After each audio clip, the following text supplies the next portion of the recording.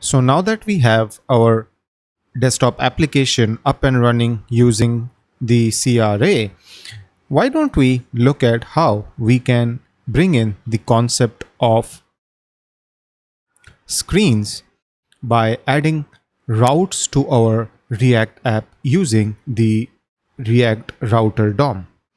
So let's get started and see what steps needs to be performed. So I'll go to the documentation, and over here, this is the dependency that I need to install for the router. So let me quickly do that. Once this is done, we need to go to VS Code inside our index.tsx, and this is the place where we will set our router. So let's comment that out. And the first thing that we would need is the browser router. So let's import that from React router that we just installed. Okay, browser router is not coming as an option. Why is that? Let me see if I can manually add that. React router DOM, browser router. Okay, so this is where all the routes will be. So we need to add one tag, which is routes. Interesting enough, it is still not getting the hinting for routes. Let me add that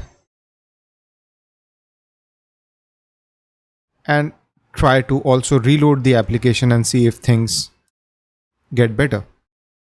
I mean, I am seeing a trend where VS Code is struggling with this new version to show me the hinting properly. I don't know what has happened.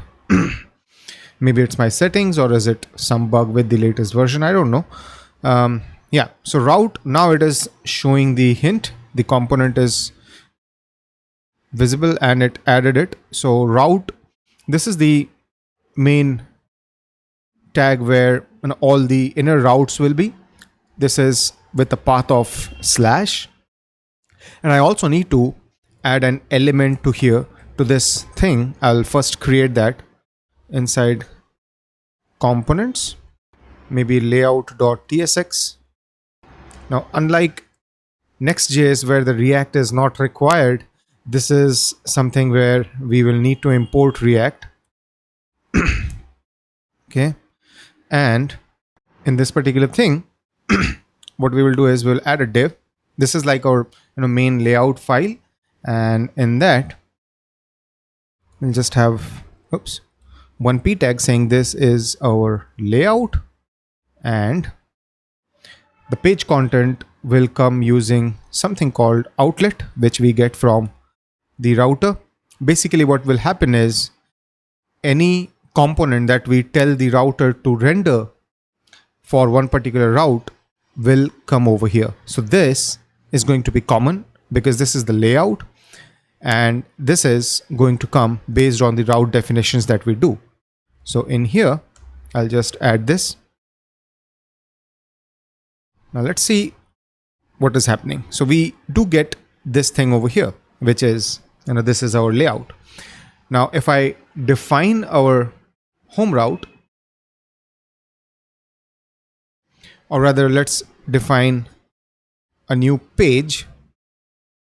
So inside this, we will have one more route. These can be self-closing. I'll define the path. Let's just say we will have work. Okay. The element that we will need is one more component. Why don't we have a folder called pages, and then inside that we will have work.tsx.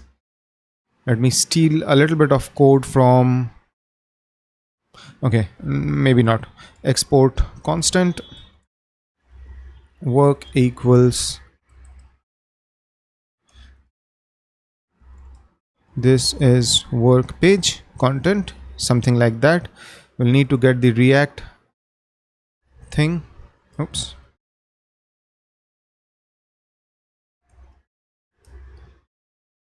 What is happening? Yeah. So this is done, and we'll add this here. Now, this definition is here, and our app can potentially show that. So let's go to layout.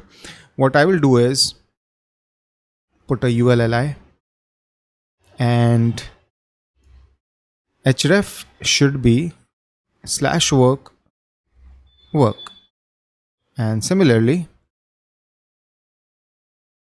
home, like so. And if I now see the home, and if I go to work, this shows that content, whereas home doesn't show because home is the basic route.